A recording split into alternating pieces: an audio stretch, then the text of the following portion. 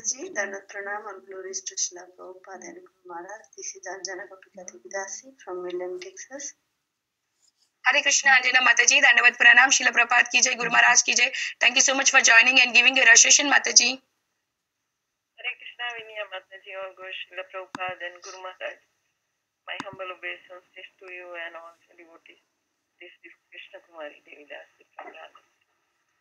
Hare Krishna, Krishna Kumari Mataji, Dandavat Pranam, Srila Prabhupada ki jai, Guru Maharaj ki jai. Thank you so much for joining and giving your association, Mataji. Hare Krishna. Hare Krishna, Vinaya Mataji, Dandavat Pranam, Srila Prabhupada ki jai, Guru Maharaj ki jai. This is Bhargavi from Bangalore, India. Hare Krishna, Bhargavi Mataji, Pranam, Srila Prabhupada ki jai, Guru Maharaj ki jai. Thank you so much for joining and giving your association. Hare Krishna. Hare Krishna Mataji, Dandavat Pranam, all glories to Prabhupada, all glories to Guru Maharaj and all Vaishnava. This is Mohini Lakshmi from Detroit. Hare Krishna. Hare Krishna, Mohini Mataji, Mohini Lakshmi Mataji, Dandavat Pranam, Srila Prabhupada ki jai, Guru Maharaj ki jai. Thank you so much for joining and giving your association, Mataji. Hare Krishna. Hare Krishna. The recording has started. Hare Krishna. I welcome all the devotees to Bhakti Sangha Japa conference call. Today we are very fortunate to have His Grace Ramgiridhari Prabhuji to enlighten us on topic Srimad Bhagavatam verse 4.13.25 onwards. Hare Krishna, Ramgiridhari Prabhuji, Dandavat Pranam, Srila Prabhupada ki jai, Guru Maharaj ki jai. Please take over the call, Prabhuji. Hare Krishna. Hare Krishna.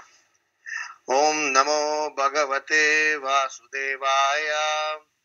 Om Namo Bhagavate Vasudevaya. Om Namo Bhagavate Vasudevaya. Maitreya Uvacha.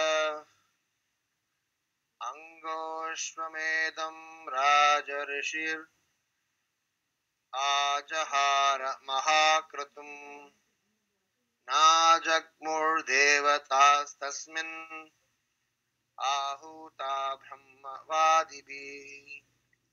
Translation and purport by His Divine Grace A.C. Bhaktivedanta Swami Srila Prabhupada, Srila Prabhupada ki jai.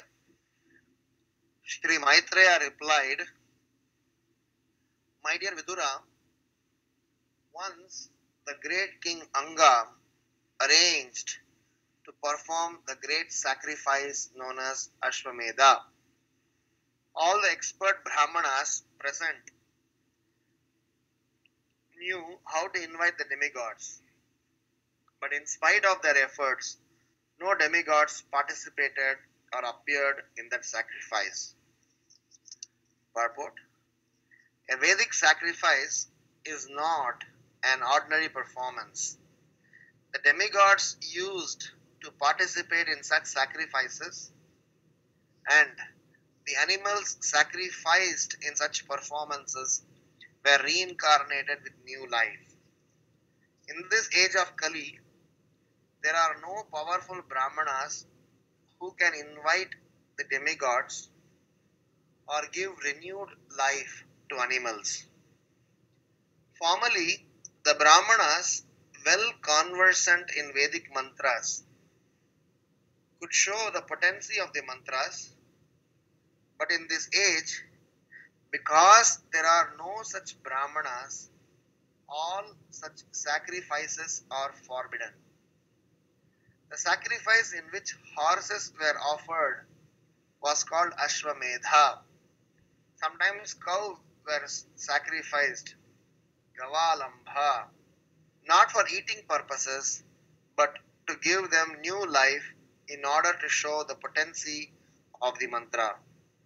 In this age, therefore, the only practical yajna is Sankirtana yajna, or chanting of the Hare Krishna mantra 24 hours a day. Om Ajnanatimirandasya Jnananjana Shalakaya Chakshurun Militam Yena Tasmai Shri Gurave Namaha. Namahum Vishnu Padaya Krishna Preshtaya Bhutale Srimate Bhakti Vedanta Swamin Iti Namine Namaste Saraswati Deve Gauravani Pracharine निर्विशेषा शून्यवादी आश्चात्यादेशतारिणे जय श्री कृष्णा चैतन्य प्रभु नित्यानंदा श्री अद्वैत गदाधर श्रीवासदि गौर भक्त वृंद हरे कृष्णा कृष्णा कृष्णा हरे हरे हरे राम राम राम हरे हरे मैत्रेय उवाच अंगोश्वमेधं राजऋषिर आजहार महाक्रतुम् न जग्मुर्देवतास्तस्मिन् आहुता ब्रह्मवादिभिः. Shri Maitreya replied, my dear Vidura, once the great King Anga arranged to perform the great sacrifice known as Ashwamedha. All the expert Brahmanas present knew how to invite the demigods, but in spite of their efforts, participated or appeared in that sacrifice.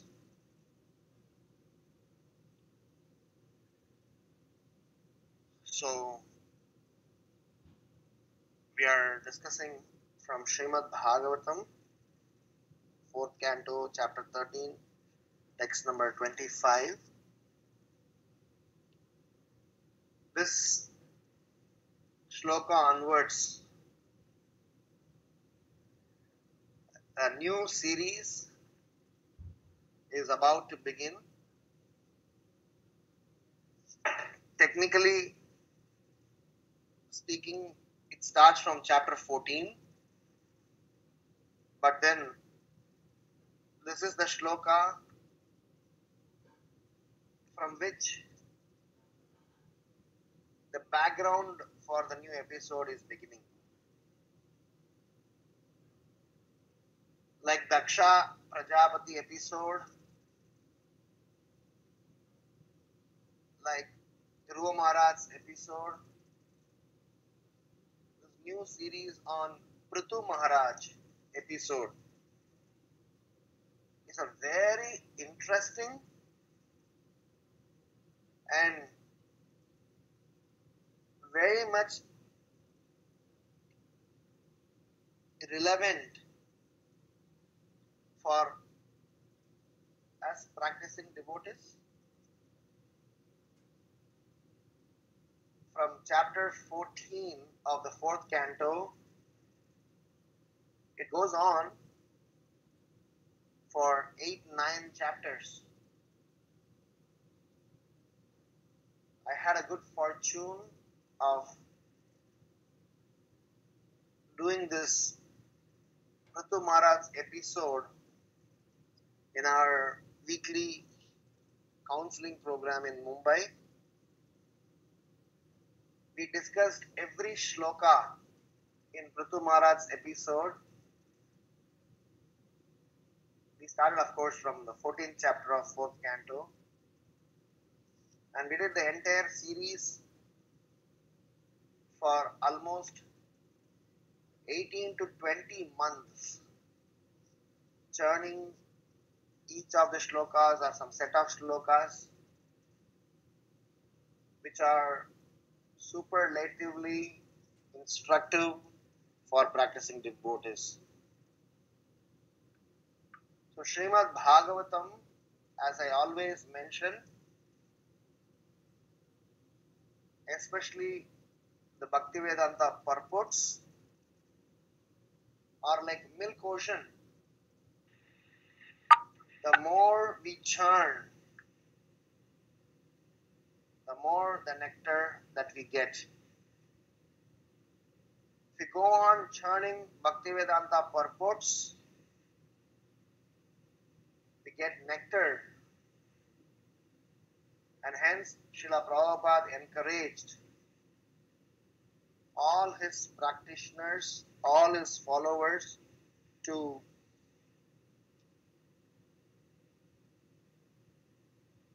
start explaining from his purports and share realizations,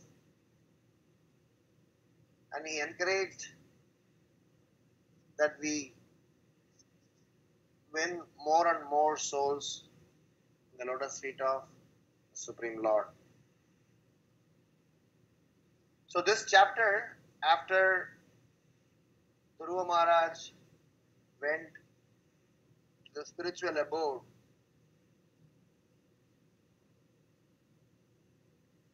by the curiosity of Vidura, Maitreya is opening up about the descendants of Dhruva Maharaj. It is very interesting to note that the entire Srimad Bhagavatam,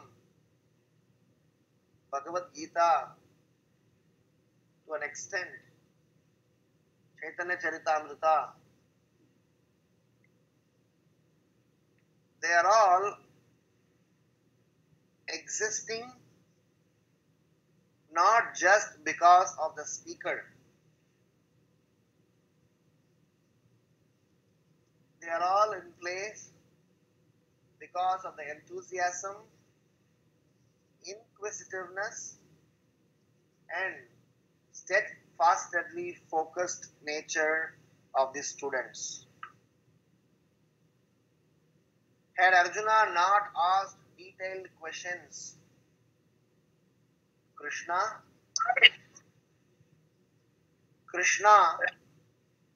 may not have elaborated. Similarly, in Srimad Bhagavatam, the entire subject matter is constantly evolving because of the curiosity, inquisitiveness, and the focused nature of the students of Srimad Bhagavatam.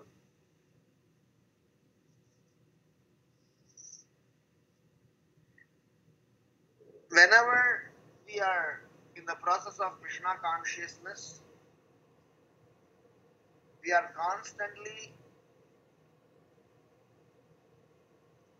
expected,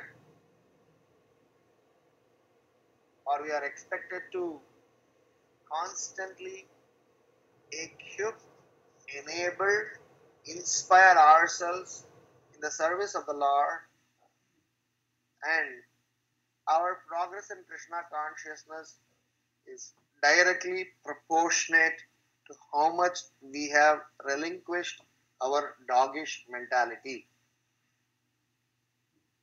The doggish mentality that we possess, as Srila Prabhupada explains, the doggish mentality of switching over from one activity to another activity to another activity purely based on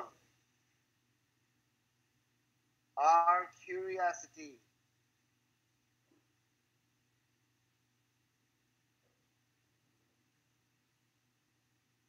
It's very important that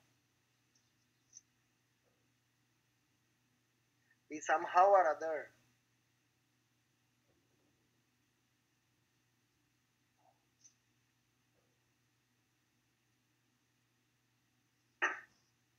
grow our spiritual consciousness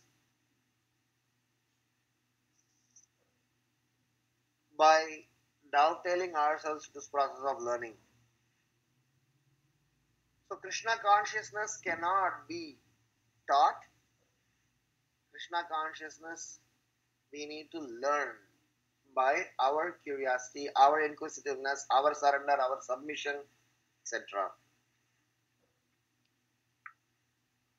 So the context that we are in is where when Vidura is inquiring about the details of what Narada spoke, what pastime he spoke to Prachetas, and eventually we are getting into a scenario of life of King Vena. next chapter is about the entire activities of King Vena, who happens to be the descendant of Dhruva Maharaj and from whom Prithu Maharaj was born. So coming to the current context, current shloka, Srila Prabhupada is explaining about the performances of Vedic sacrifice. As a part of performance of Vedic sacrifice,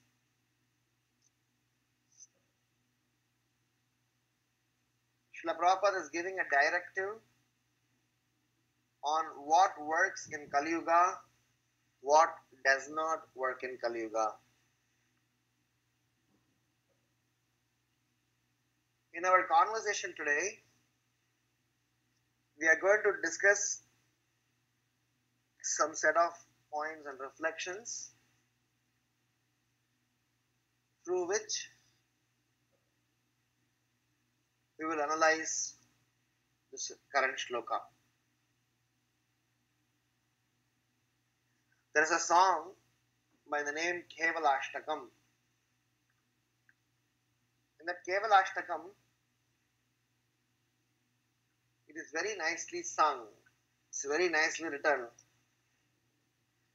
Where it goes like this.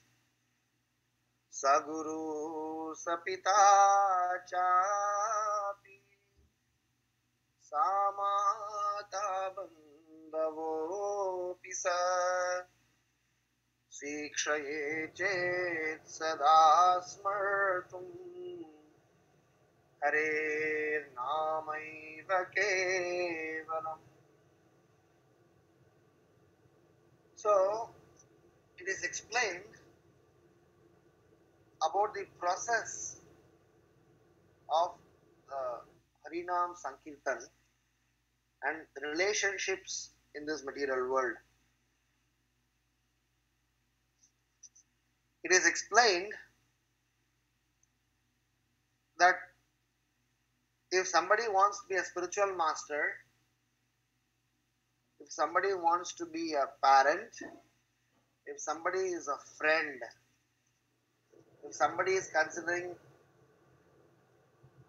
someone else as a well-wisher, then they can fulfill their role only when they educate their dependents on the process and power of holy name. If we don't do that, what happens?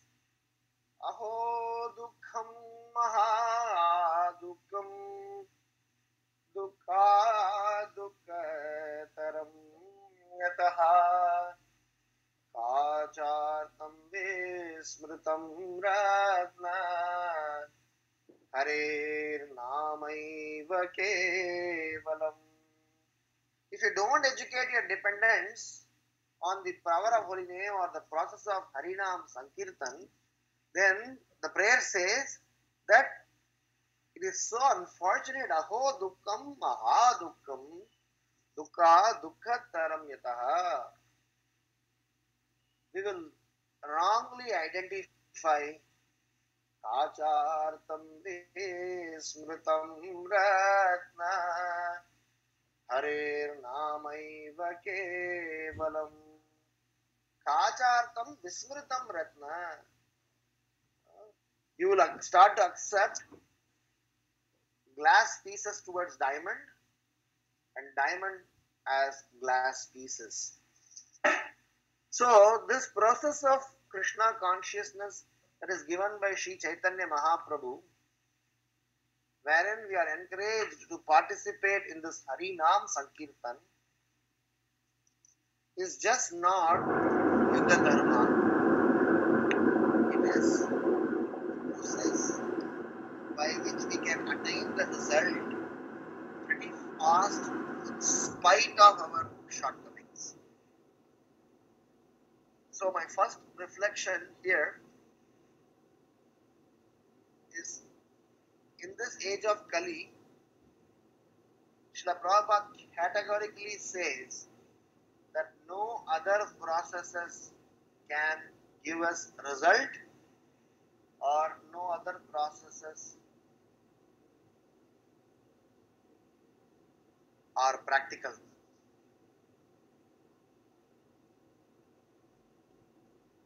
So in our daily life, in devotional life, we need to very strongly remember that 99% of our devotional growth, progress in Krishna consciousness is happening because of our attentive chanting. And everything else is by the remaining 1%. So Srila Prabhupada hence write in the purport that why these big Vedic sacrifice, Ashwamedha, Rajasuya, and sacrificing various animals towards in the fire arena, they are all not recommended, not because they are not bona fide, just because they are not relevant to this context. Moreover, the qualification that we need to possess we need to have to conduct such a fire sacrifice is not there in the Brahmanas nowadays.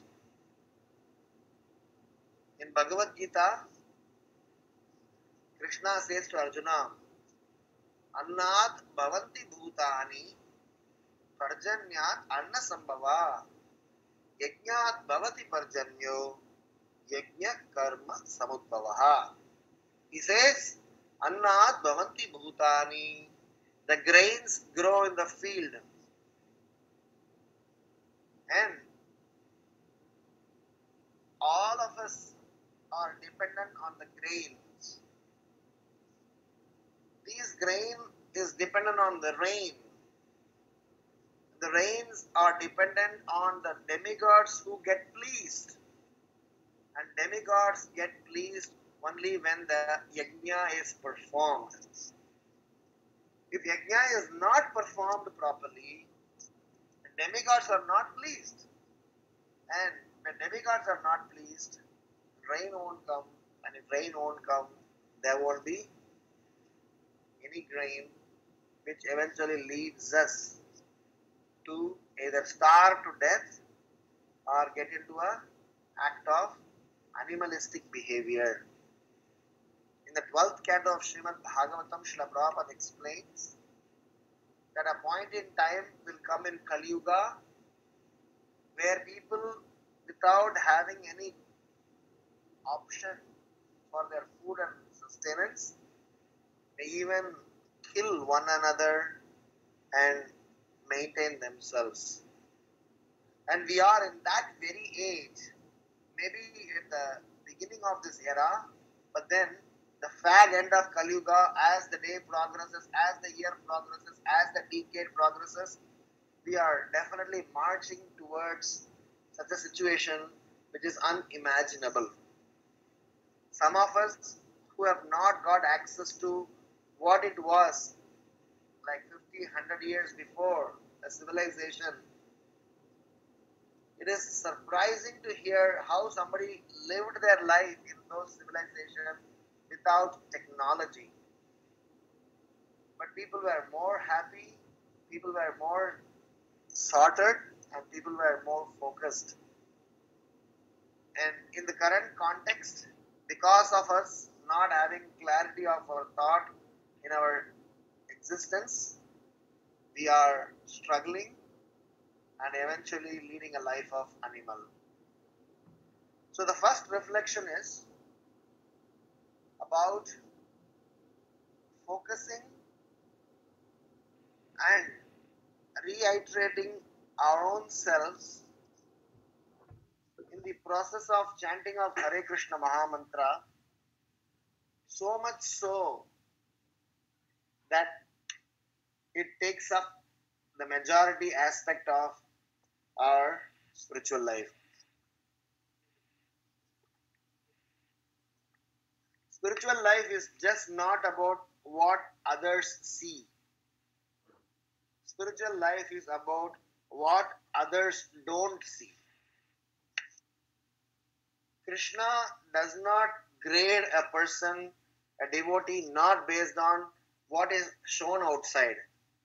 Krishna grades a person based on what he is not showing. A person is categorized as an advanced devotee not based on his dress or address. His position in Krishna consciousness is based on his consciousness and intentions.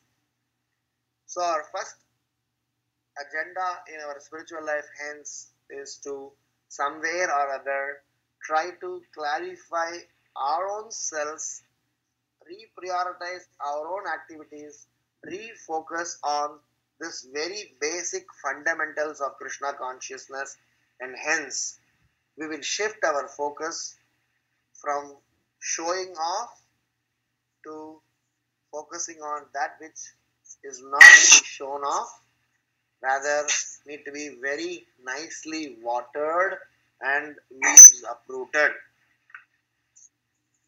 So as a part of our progress in Krishna consciousness, if we do not water the Bhakti Lata Beej, if we do not water the sapling properly by removal of weeds,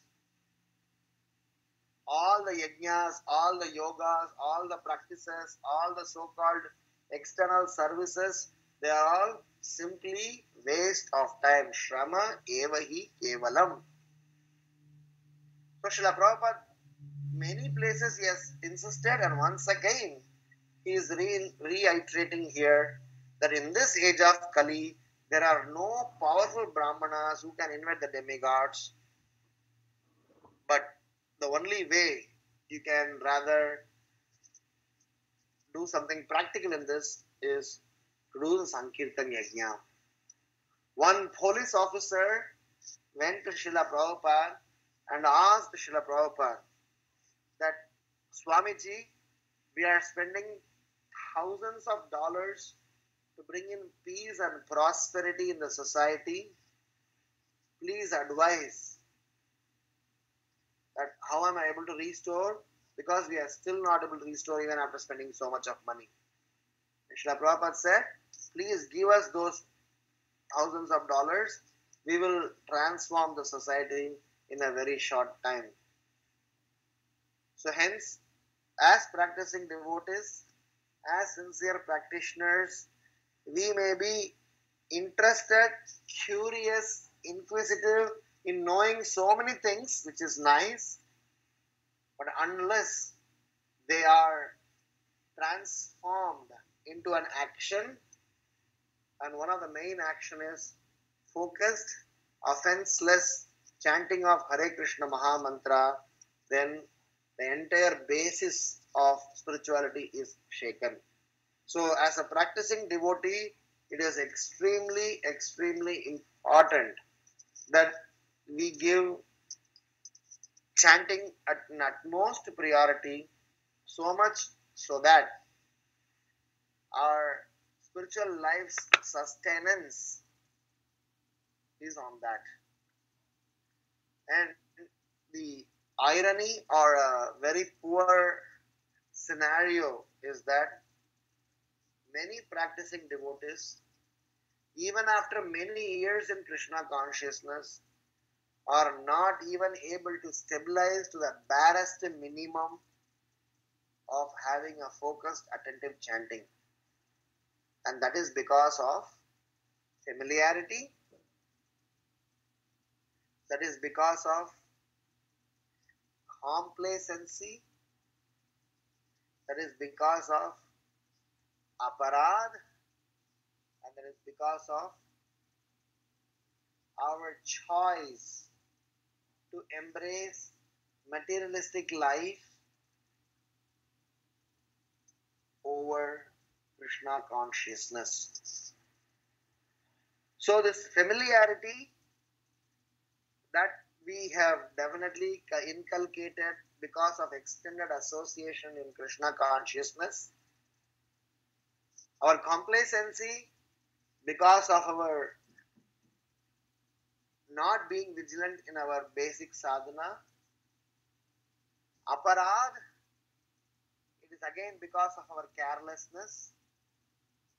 And last but not least is not being focused or not having a priority of Krishna consciousness. So, we as practicing devotees, even after hearing Siddhanta, you hear Siddhanta, you hear Srimad Bhagavatam class, but if we do not process them, contemplate them, assimilate them, then we have a problem. So, it is extremely rare to come in contact with this Krishna consciousness process, but then this rarity should be transformed to divinity. And what does rarity to divinity means? It means what you heard, you better understand. What you heard and understand, you better assimilate. What you heard, understood and assimilated, you better apply. And what you heard, understood, assimilated, applied, you better preach. If hearing Krishna consciousness is a rarity, preaching is about divinity. So as a part of first reflection, I would like to summarize these following points. Number one, Srila Prabhupada strongly condemns and Kevalashtakam strongly recommend each and every one of us need to take up Krishna consciousness through the process of Sankirtana Yajna. Number two, if we don't do that, then Kachartam Vismrutam Ratna. We will start understanding the reality as illusion and illusion as reality. And number three is that this Sankirtana process takes care of 99% of our Krishna consciousness aspect of it. Hence, our focused, attentive chanting supersedes all other priorities. And hence, we need to give utmost importance to our process of chanting Hare Krishna Mahamantra by handling the four quotients that I said of familiarity, complacency, aparad, and priority. By doing that, we will be able to progress from just getting in contact, getting in touch with the most rarest opportunity to the stage of divinity which Srila Prabhupada encourages us. So if hearing Krishna Katha is rare, if understanding Krishna Katha is the next step, and assimilate, apply, and eventually preach Krishna consciousness. So this is my first reflection. The second reflection is, as in this chapter we have been discussing how Vidura is curious, Vidura is inquisitive about the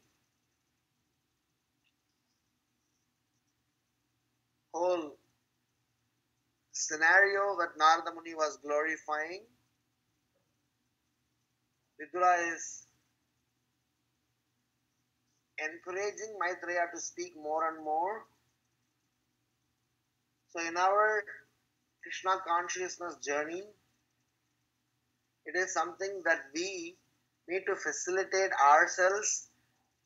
We need to prepare ourselves to be learning the science of Krishna consciousness and eventually lead a life of Vedic sacrifice. It is not necessary in Kali Yuga that Ashwamedha Yajna, Rajasuya Yajna, or any other fire sacrifice that are to be done in the previous ages are expected out of us. Rather, we need to take part in such a service opportunity by which we glorify Guru, Gauranga, Radha Krishna. Gurave Gaurachandraya Radhikalai Tatalai Krishnaya Krishna Bhaktaya Tat Bhaktaya Namo Namaha. So we offer our obeisances in such a manner that we glorify spiritual master, God Nitai, Radha and Krishna, and that should be made the center of our life, and that is our yajna, and that is our focus, and that is how in Kali Yuga we are expected out. So as a part of the second reflection, we are going to discuss about 4 stages of executing services, and as a part of these 4 stages, we will be knowing how our service that we do in this Kali Yuga in the current context becomes a Vedic sacrifice. Number 1. In fact, these 4 stages that I am going to discuss is very scientific, and we can very easily relate it to each and every one of us, and I am sure this will help us to prioritize our life in such a way that we lead a life of sacrifice, we lead a life of complete dedication for going back home, back to Godhead. So before we come in contact with Krishna consciousness, before we come in contact with this Sankirtana movement, before we come in contact with any spirituality, all we knew was, how can I get benefit for myself? I want everybody to work for my pleasure. I want to work for my pleasure. I want to see what do I get when I go to somebody's house, or what somebody bring when they come to my house. In the sense, I am constantly centered around myself. I, me, mine. So, if we do the first agenda, which is our chanting and trying to apply what we discussed as our first reflection, then what happens is that we definitely develop some taste for doing service to Krishna. Because all these great personalities, Suta Goswami, Shaunaka Rishi, Vidura, Maitreya, and so on and so forth, they all were involved in Krishna consciousness not only for their personal welfare or even not for their personal welfare. They were all participating in Sankirtana Yajna, they were participating in Bhagavatham Yajna, they were participating in all the services purely for the welfare of the society at large. Hence, this 4 stages of executing service becomes very relevant. So the first stage, when we start doing service after we take up Krishna consciousness, is a stage of service of our choice.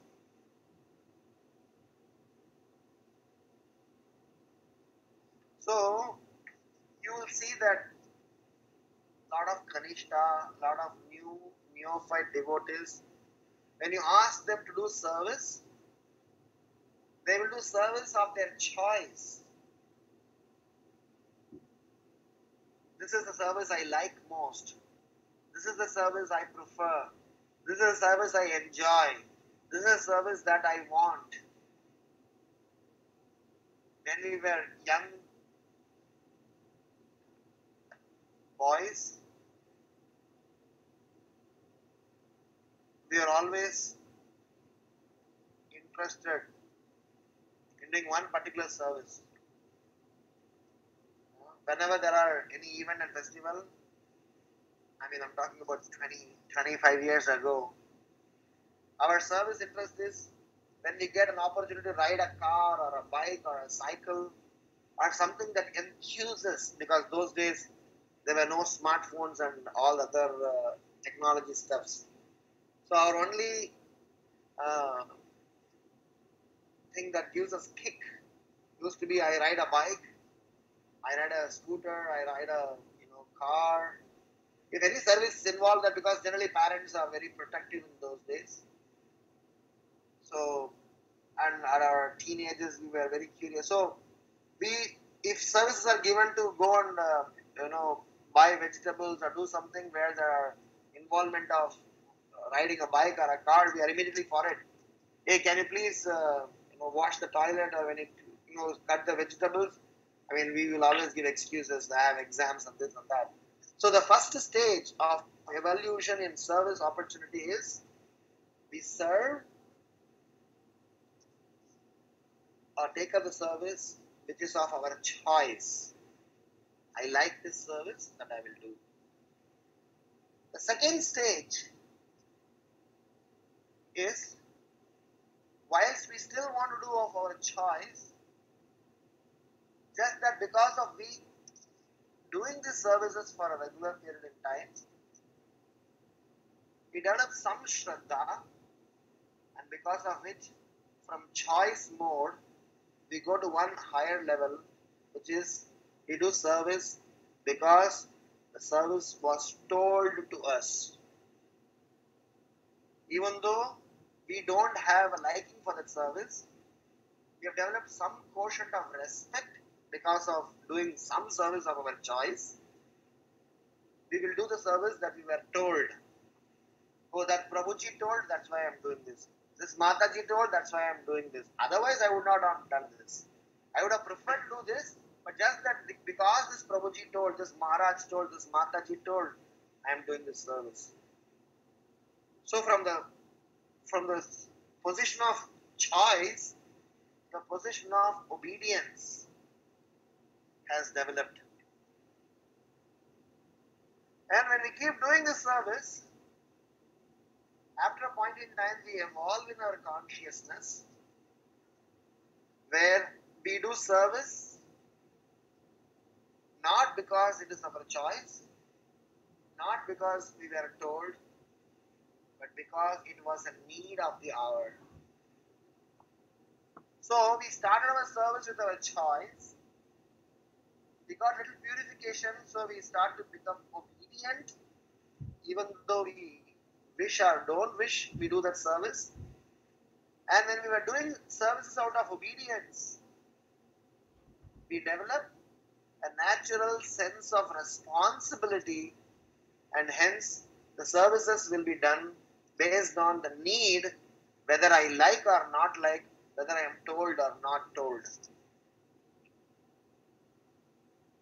And the fourth stage is I dedicate myself, and my life is a life of service.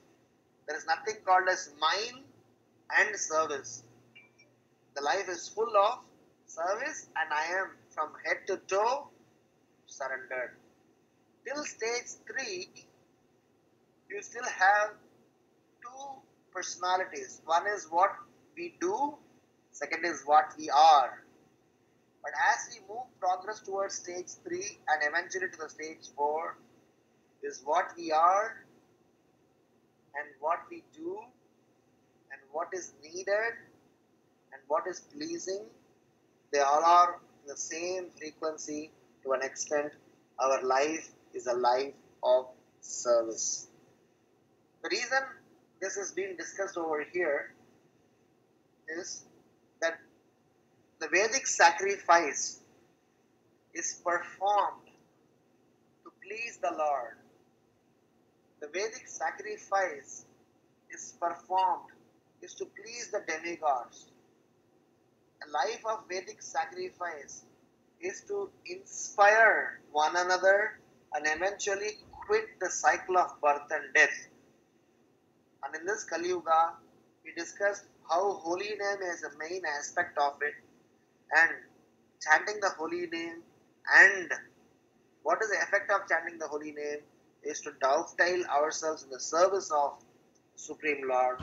This combination makes our life to complete life of sacrifice, complete life of Vedic sacrifice. So the yajna aspect of it is the chanting. The result aspect of it is the service. Because whilst we chant, we ask for service. Whilst we serve, our chanting improves. So these two combinations put together makes us qualified even in this age of Kali Yuga to attract special mercy of the Supreme Lord. Over here, it is explained that in spite of expert Brahmanas inviting, the demigods did not manifest. You will see in the next set of verses how the story is going to get unfolded and why Vena was not a very ideal king and how Prithu had to appear. So there are a lot of wonderful instructions that are embedded in these pages of Srimad Bhagavatam. But our conversation here is that how to lead a life of Vedic sacrifice in the age of Kali as recommended by Srila Prabhupada. So to make our life success and to put us in the right course of journey, we need not worry about any complicated or any innovative or any new processes. We can simply follow what is time tested and proven and established by none other than the Supreme Lord himself as Chaitanya Mahaprabhu and his followers, and by doing so we will see the result very much in this very life, very much in front of our own eyes. So hence the second reflection is about how the result of our chanting should end in a life of service, and the life of service refers to 4 stages of service. Stage 1 is service of choice, second is service of what is being told, third is service that are needed, and fourth is service out of dedication. So these 2 sets of reflections will help us to elevate our consciousness from Naradama to Mahatma, from lowest amongst the mankind to become the sincere, exemplary person as Mahaprabhu wanted. Srila Prabhupada did not want us to have just a Janayudharan Brahman, just a Brahman having a sacred thread. A Brahmana in the real sense, a Vaishnava in the real sense means one who is constantly engaged in the service of the Lord, one who is constantly glorifying about the Lord, and one whose life is a life of exemplariness to help one and all to take up spirituality. So to summarize our conversation, we discussed 2 sets of reflections. The foundation of these 2 sets of reflection is that these science of Srimad Bhagavatam spoken by great acharyas is about that we as a student need to show inquisitiveness, we need to show focused, we need to show consistency in learning Srimad Bhagavatam, and Srimad Bhagavatam cannot be taught, Srimad Bhagavatam can only be learned, and our learning process is by submissive, with service attitude, we hear from a bona fide source.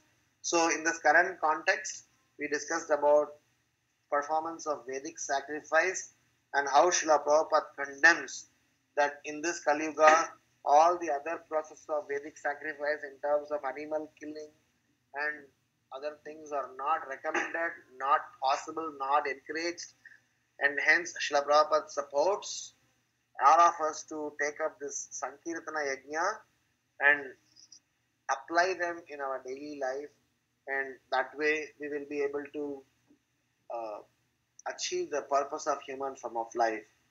So the 2 reflections that we had are that in our journey of Krishna consciousness, how 99% of our growth is based on our attentive chanting, and hence Whether you are a father, guru, mother, friend, you need to encourage your dependents to take up Hare Krishna Mahamantra, and somehow or other we should make them connected to this process of Sankirtana Yajna.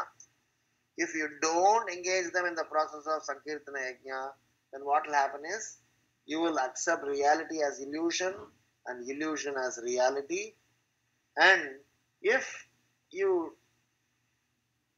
get into the trap of illusion to reality and reality to illusion, we lose this very rarest human form of life and once again go back to the stages of suffering.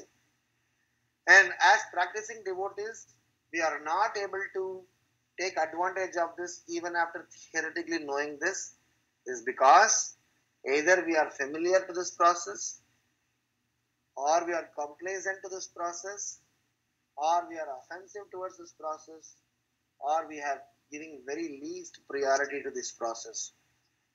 So hence, Srila Prabhupada encourages us that the very rarest opportunity that we have in terms of getting this human form of life should be taken advantage of. When we heard about Krishna, which is very rare, you please try to understand what you heard, try to assimilate what you heard, try to apply what you heard, and finally, you please preach what you heard. So, what you heard and what you are hearing regularly in our Bhagavatham and Chaitanya Charitamrita classes, we need to understand them. And what you heard and understood, we need to assimilate them. What we heard, understood, and assimilated, we need to apply them in our life. And what we heard, understood, assimilated, applied, we need to definitely preach them. And the stage of preaching is a stage of divinity. The second reflection is about when we are in the process of Krishna consciousness and chanting and trying to elevate our consciousness, the result of this chanting is we should get service opportunity. We should take part in the service opportunity. So chanting and seva are the two sides of the same coin, where one side I ask for service. Of course, chanting is in itself a service, but when you chant, you are expected to be dovetailing your life in such a way that it is dedicated for serving the Supreme Lord.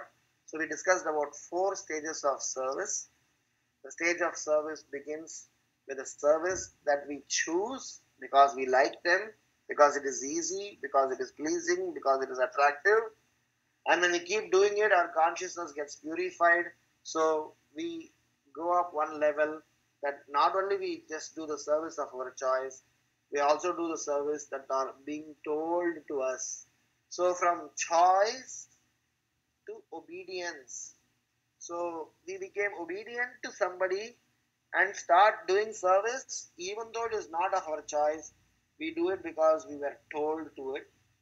And if we consistently do that, we raise up our consciousness further up and we learn to do service that are needed to be done. So from choice to obedience, and from obedience to being responsible. So hence the third stage of service is about services that are needed to be performed. And when we keep doing that, we get to the final stage of consciousness, which is called services as a dedication to the entire spiritual parampara. And in this case, there is no 2 lives for us. There is no life of choice versus life of sense gratification. The last stage of service is I dedicate my full life from Dhan, Man, Dhan. My all the thoughts, words, action, character, everything is dovetailed for service, and that's a stage of perfection that is expected from all the sadhakas.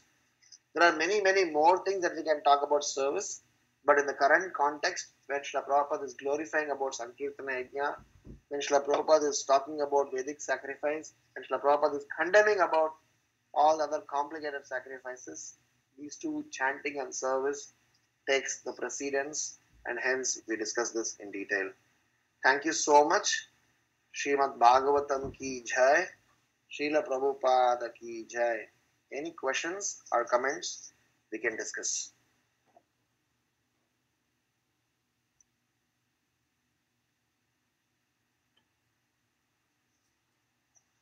Hare Krishna Prabhu. Thank you so much for the class. You just finished mentioning again the 4 stages of service. Beginning with what we want to do, then what we're told to do, then what's required, and then finally dedication. So can you explain when you're at the stage of doing what is required? What is missing, or what is the distinction between what is required and dedicating? In other words, if you're at that 3rd stage, is it that you may not be fully engaging your entire self? Yeah, I understand your question. So thank you for that question. Mm-hmm. So the difference between stage 3 and stage 4 is the difference between the stage of Ashakti and Prema.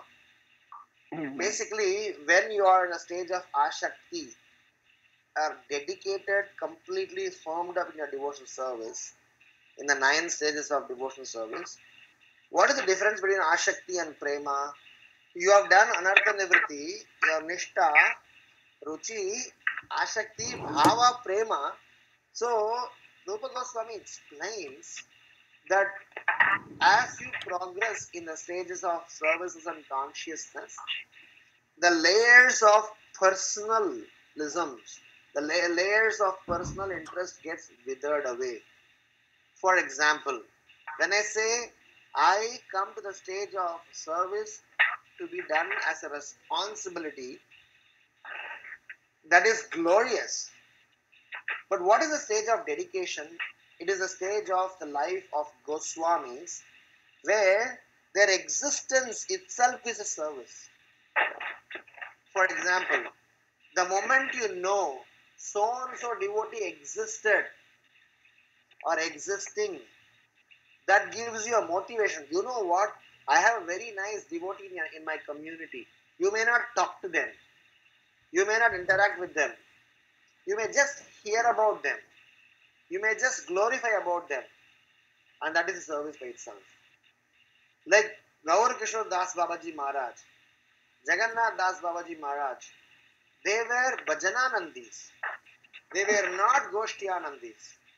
But just by talking about them, thinking about them, and understanding their instruction, this itself is a service. We learn something from their character. So the way Jagannath Das Babaji Maharaj functioned, so you learn about it, you get into a service mood. So the point I'm saying is that till stage 3, there is a difference between service and yourself. At the stage 4, the personality, the service, and the purpose, all 3 get resonating in one single frequency. There is no difference. So just by being, you are serving.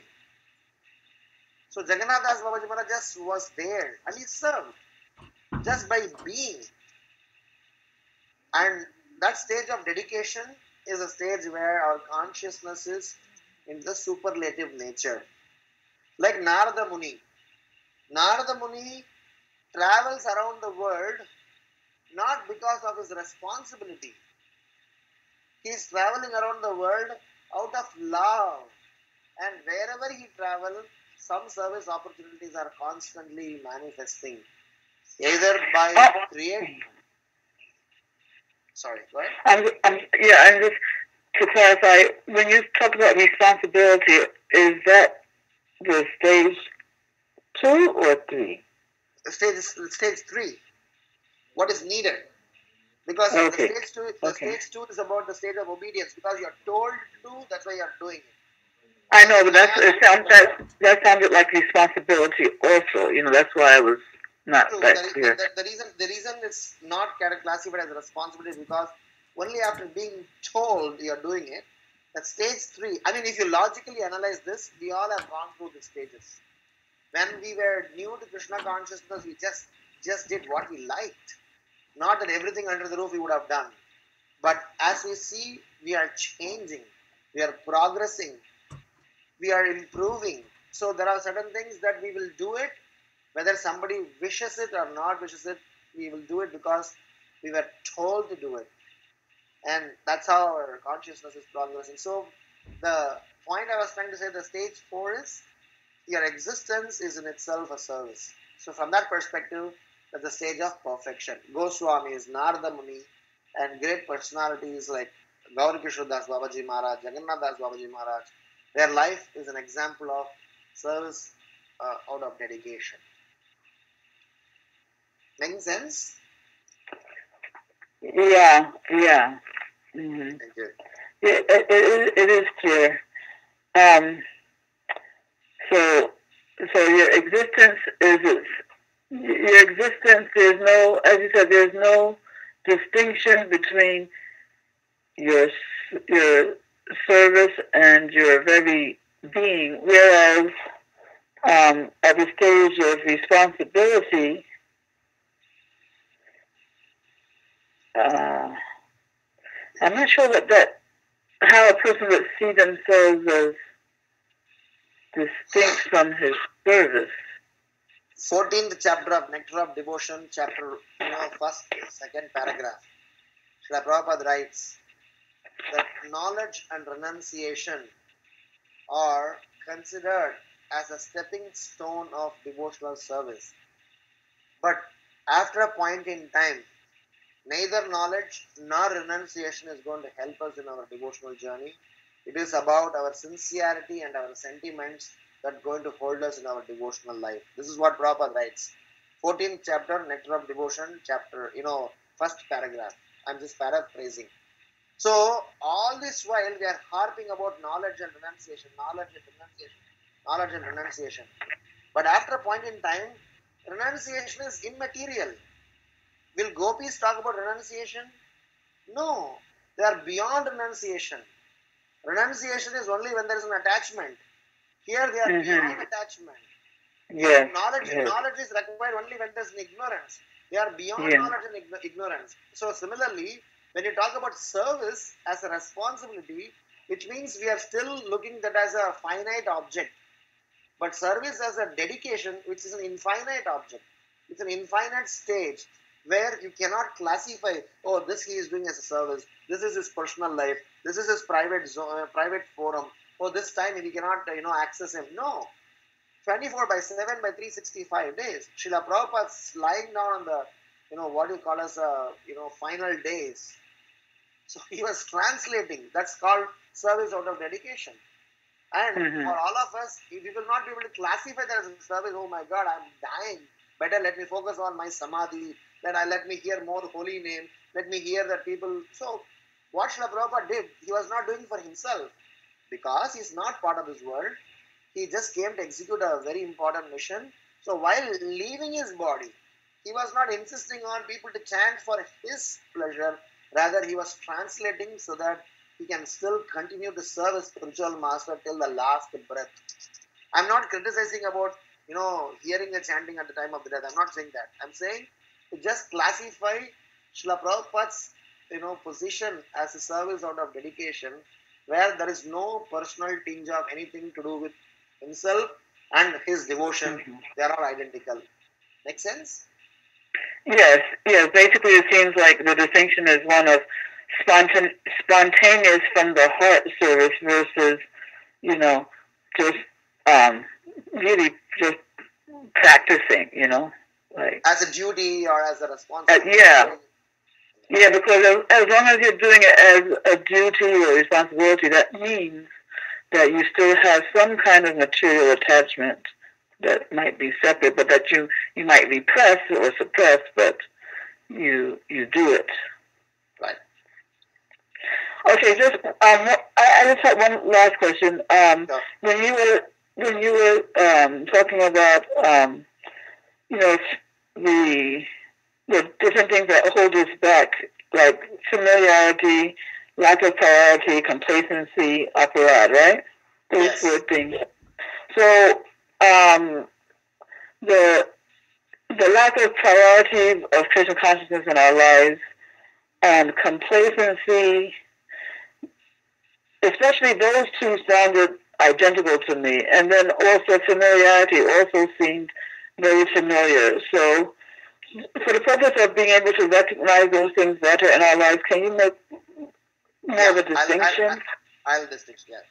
So familiarity, if you, in Veda base, if you go on Google the word familiarity, Srila Prabhupada using the word familiarity more than 10 instances about how familiarity in Krishna consciousness hampers our growth in Krishna consciousness. So familiarity is about getting too close too fast or too intense too fast. So we as practicing devotees, for example, I am serving my spiritual master, and somehow by Krishna's mercy or whatever that is, I become too close to my spiritual master to an extent. I happen to see things from the gross eye rather than a spiritual dimension.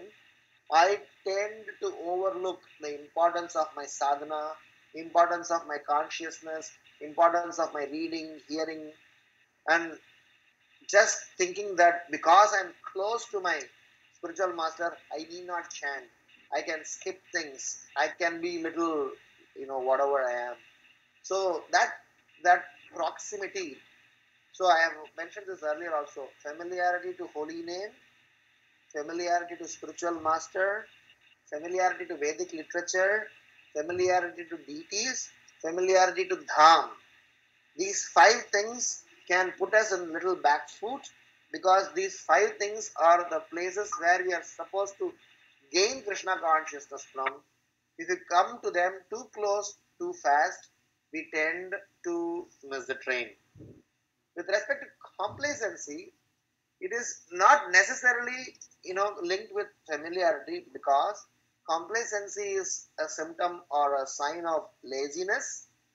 So in Madhurya Kadambini, Vishwanath Chakravarti Thakur explains 5 important obstacles for attentive chanting. One of them he's saying is about laya, which means sleep or complacency or something lacking.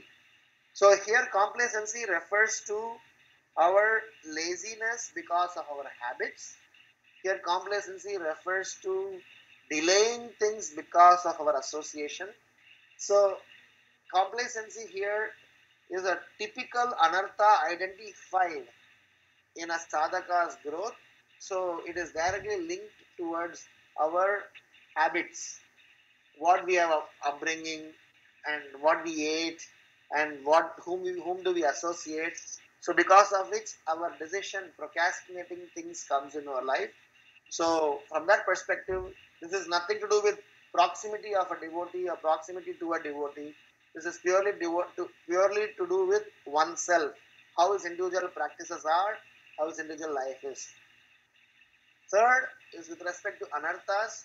It's a very clear-cut, classification where you offend because of any one of the above two, or offend because of ignorance, offend because of overconfidence, or whatever you may call. But you offend in whatever classifications you may have, it will pull you back from your journey. The last part is priority. This is pretty much to do with the association that we take. The number 2, complacency and priority may sound similar, but complacency can come independent of your association. And here, when I refer to priority, I was mainly referring to the choice of association or the people who matters to you most.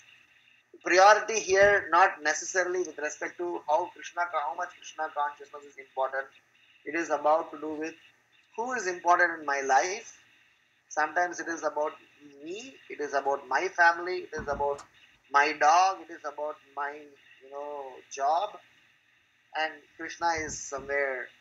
If you look, if I always tell this to our students, if you take a paper and pen without hesitance, you just write the top 10 agenda on top of your head in your life. If anywhere Krishna or Krishna consciousness is there, then we are at least in the right track. But if it is not there, oh, I have to fix my house, I have to go to a job, I have to get married, I have to make money, I have to get more beautiful, I have to become fit and fine. So somehow or other, being in Krishna consciousness, Sangha, and regularly hearing Krishna Katha, at least we are talking about some sensible things, at least as talking. If you just pick up a random person who is not exposed to Krishna consciousness, give him a piece of paper, ask him to write his top 10 priorities in his life. If it is not, it'll be very obvious that it is not Krishna conscious. And as practicing devotees, even after coming in contact with Krishna consciousness, if our priorities list has not improved, if Krishna has not come to the top 1, 2, 3, if Krishna consciousness is not 1 or 2, 3 items in your life, then it is a matter of concern. So priorities generally get shifted because of the active association that we keep. So that way I classified these 4 things. Is that okay? Yeah, just to go back to familiarity a little bit, can you say that familiarity is about taking the association of advanced souls or of the holy Dham like for granted, something like that? Yes. So basically, spiritual master, holy name, deities, scriptures, holy dham. Getting too close too fast, or staying too far away too long, both are risky. If you stay too far away for too long, fearing that I may commit Vaishnava aparat, I may get familiar, I may get complacent, that is also not going to help us. We need to definitely get closer to an extent that they are all our life and soul. But it is supposed to be done in a scientific manner, not an arbitrary manner. So that is why the process of Krishna consciousness is a very gradual elevation. 3rd chapter of Bhagavad Gita, 34th verse. Srila Prabhupada writes in the purport that how Krishna consciousness need to be gradually taken up and not necessarily abruptly spikes are expected out of us. So this gradual elevation of consciousness needs to be, flared up or fired. Otherwise, arbitrary growth or arbitrary fall down, both are not going to help us. Yeah, the problem with familiarity, basically, in a nutshell, is that you're not valuing the person or the name or the Dham sufficiently. Yes, as much as you're supposed to be, yes. Mm-hmm. Okay. That may be either because of overlooking on certain details. I mean, I overlooked because I am getting access to some things very easily that way. Mm-hmm. Yeah. Okay, Prabhu. Thank you so much. Mm-hmm. Hare Krishna, Prabhuji. Dandavat Pranam. All glories to Srila Prabhupada and Guru Maharaj. I have a question if you have time, Prabhuji. Sure, I have. No problem. Thank you, Prabhuji. So, my question was regarding the 3 categories of service. I know Mataji had asked, but I'm not very clear. My question, I will let you know. My question is, like, we talked about 3 different, when we are progressing in the beginning, in the first time, so we will take up the services that we like. And then as we progress, we will take up the service which we are instructed to do, not necessarily what we like to do. And then at the same time, third, higher, as we advance, then you said that we will take up the service which is a need of the hour, rather than any other thing that comes into picture. So my question is twofold or threefold rather.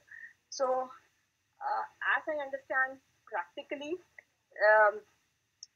when we take up service in the beginning, we are told to do a particular service. I mean, yes, it may be to our liking, but then at that point of time, we don't ask questions. Okay, because we want to learn everything, so we take up any service, whatever, and then we consider that as our doing the service. And then second, as we progress, then one gets initiated or this that. Now, what happens at that point of time is you generally we always say that services should be given to the person. For example, cooking a person who is very good at it, that person should be given the preference to do it, and that makes sense too. So the thing is, when one who likes cooking or one who may be liking to do some writing, so we like to do the cooking or we like to do the writing, so we are instructed by the higher ups to take up that service. So in such a case, when it is to our liking. Here the question is, we are doing under instructions, but it is to our liking. So as we are advancing, we are actually doing the services which we like. So how are we advancing? That is my question. As compared to what in the beginning, when I was doing whatever is needed. Okay, you cannot do the cooking. You are not. You need to wash the utensils. Okay, I will take up that service because I'm doing a service. I'm so happy that I can be a part of the ISKCON thing and do the service.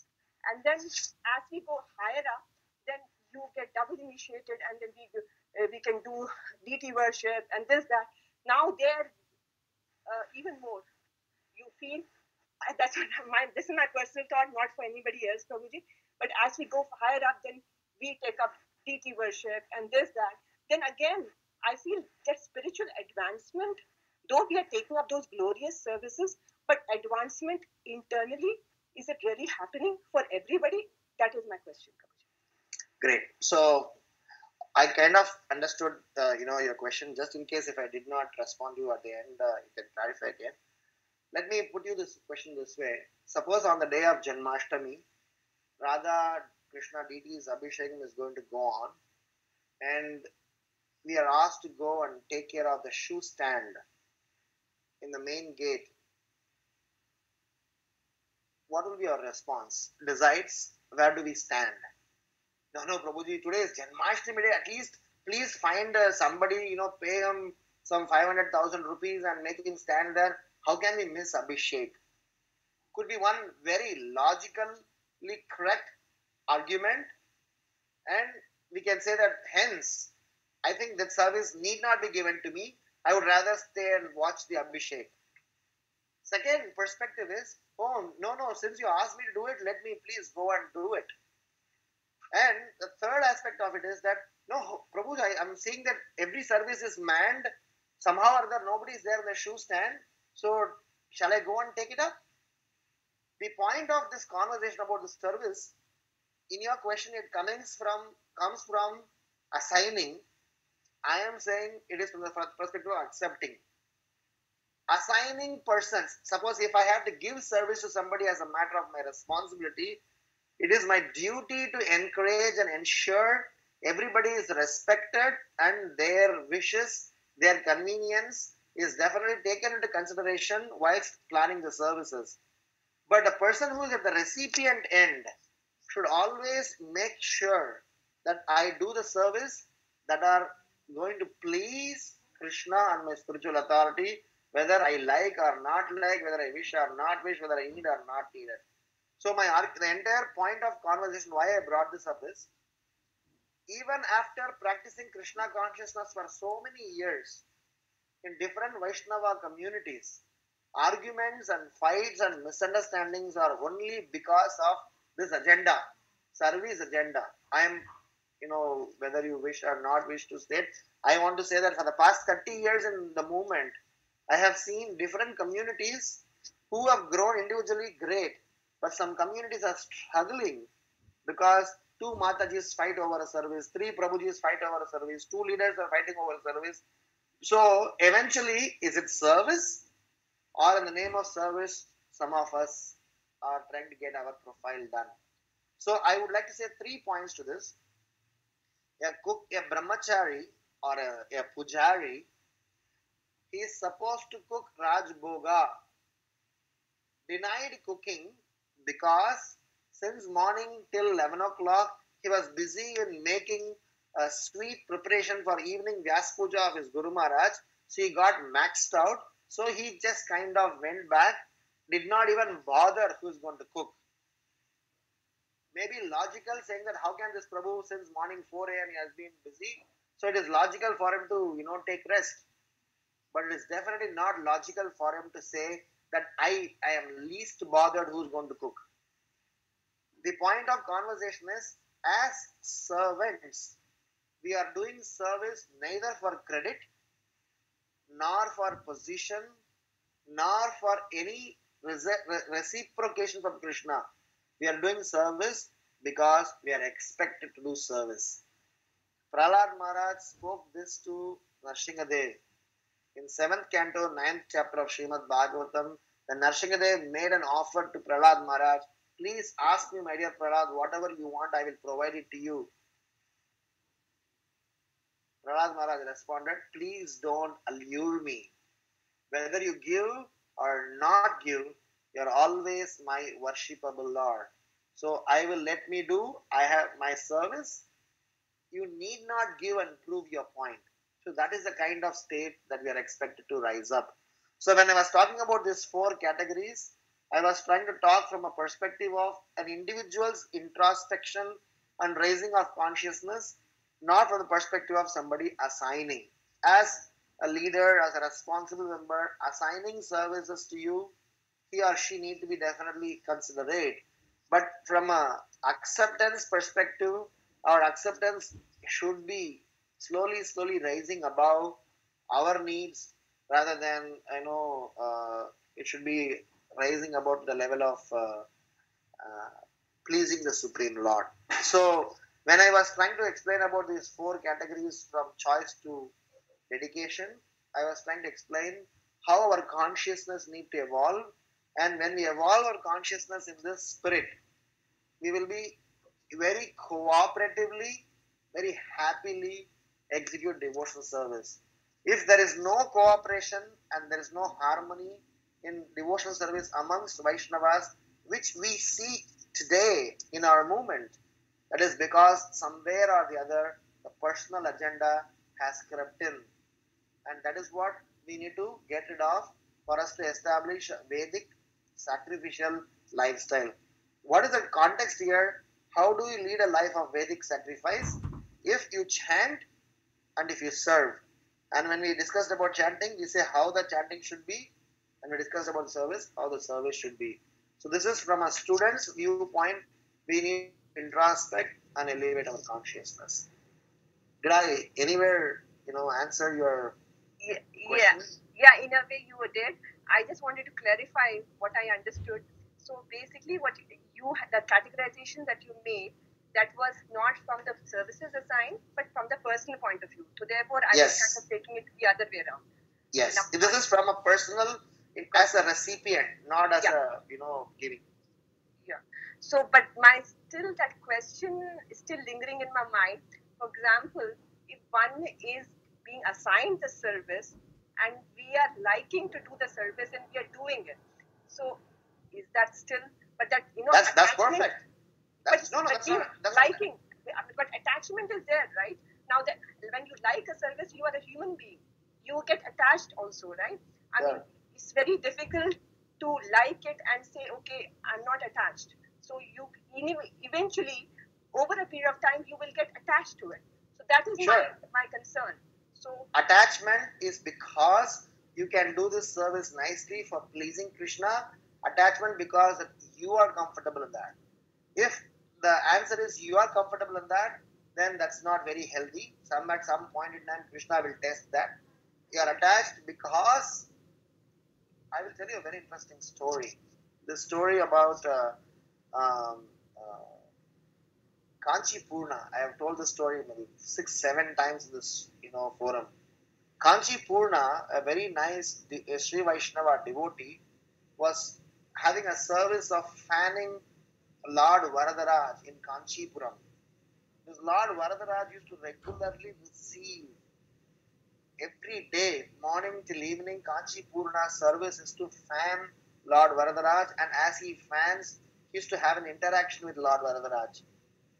One day all the city men asked Kanchi Purna, hey, every day you are talking to Krishna, why don't you ask him, when will you come to me? I mean, when will I go to him? So many people gave a list and different requests. So the next day morning when Kanchi Purna went to fan Lord Varadaraj, he asked everybody's request. Somebody asked me, when will I get my,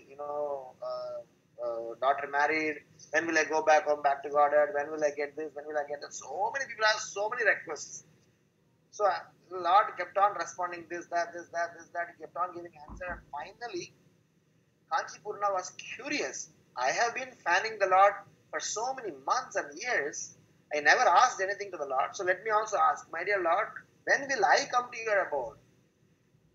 Krishna said, maybe a couple of lifetimes or something like that. So Varadaraj said, Kanchi Purna asked, why?